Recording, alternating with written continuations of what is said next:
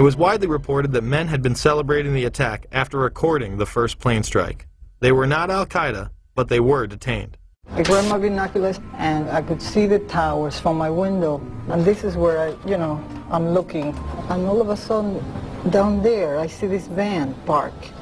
And I see 3 guys on top of the van. And I could see that they were like happy. You know, they didn't look shocked to me. You know, they didn't look shocked. There was a group of Israelis, some of whom later were revealed as Mossad assets, who were arrested after cheering and high-fiving and videotaping the crash of the airplanes into the World Trade Towers. Several other men were detained after a van full of explosives was stopped outside of Manhattan. Earlier we had heard that an FBI spokesperson said that there was a report on the George Washington Bridge, which is another facility which you folks are responsible for policing, a report that there had been a van stopped there that had explosives. Asked this week about another sprawling investigation and the detention of 60 Israelis since September 11th, the Bush administration treated the questions like hot potatoes. I would just refer you to the Department of Justice with it. I'm not familiar with the report. I'm aware that some Israeli citizens have been detained. With respect to why they are being detained and the other aspects of your question, whether it's because they're in intelligence services or what they were doing, I will defer to the Department of Justice and the FBI to answer that. On March 6, 2002, a draft report from the DEA said it may well be an organized intelligence gathering activity. Despite all of this, all the Israelis were let go without any espionage charges being filed. Fox News anchors Brit Hume and Carl Cameron would do a 4-part investigation into these allegations in December of 2001 and yield stunning results.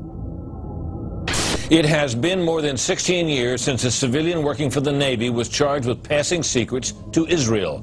Jonathan Pollard pled guilty to conspiracy to commit espionage and is serving a life sentence. At first, Israeli leaders claimed Pollard was part of a rogue operation, but later took responsibility for his work.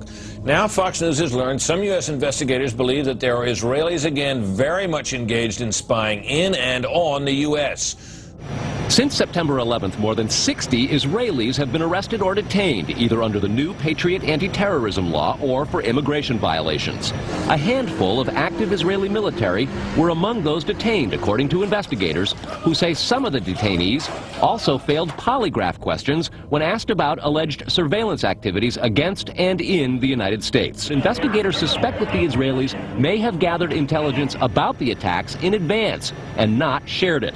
A highly placed investigator said there are, quote, tie-ins, but when asked for details, he flatly refused to describe them, saying, quote, evidence linking these Israelis to 911 is classified. I cannot tell you about evidence that has been gathered. It's classified information. Now, when the FBI investigated, it quickly unraveled to be the largest foreign spy ring ever uncovered inside the United States, the largest. Even the Soviet Union had not been spying on the United States as much as Israel has been doing. So the FBI started to round up these spies. They started to arrest them very quietly, and they were about halfway through this process of rounding up this spy ring when 9/11 happened. Numerous classified documents obtained by Fox News indicate that even prior to September 11th, as many as 140 other Israelis had been detained or arrested in a secretive and sprawling investigation into suspected espionage by Israelis in the United States. Investigators from numerous government agencies are part of a working group that's been compiling evidence since the mid-90s. These documents detail hundreds of incidents in cities and towns across the country that investigators say, quote, may well be an organized intelligence gathering activity. The first part of the investigation focuses on Israelis who say they are art students from the University of Jerusalem and Bezalel Academy. Documents say they, quote, targeted and penetrated military bases, the DEA, FBI, and dozens of other government facilities, and even secret offices and unlisted private homes of law enforcement and intelligence personnel.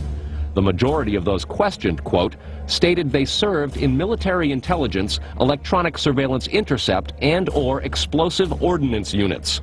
Why would Israelis spy in and on the U.S.?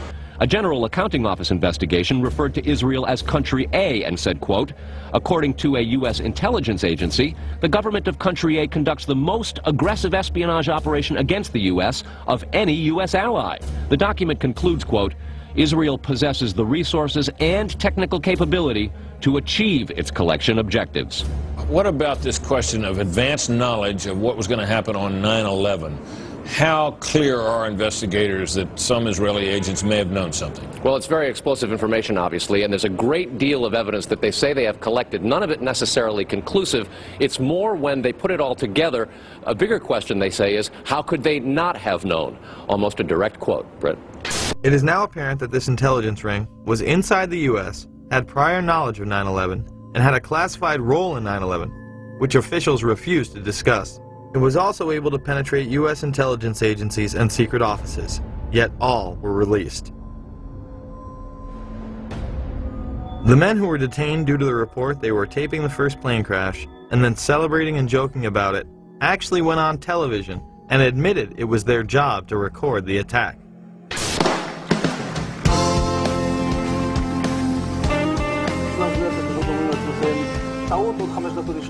And at that point, we were taken for another round of questioning, this time related to our allegedly being members of Mossad. The fact of the matter is, we are coming from a country that experiences terror daily. Our purpose was to document the event. How could they have known about the attack? And who sent them to document it?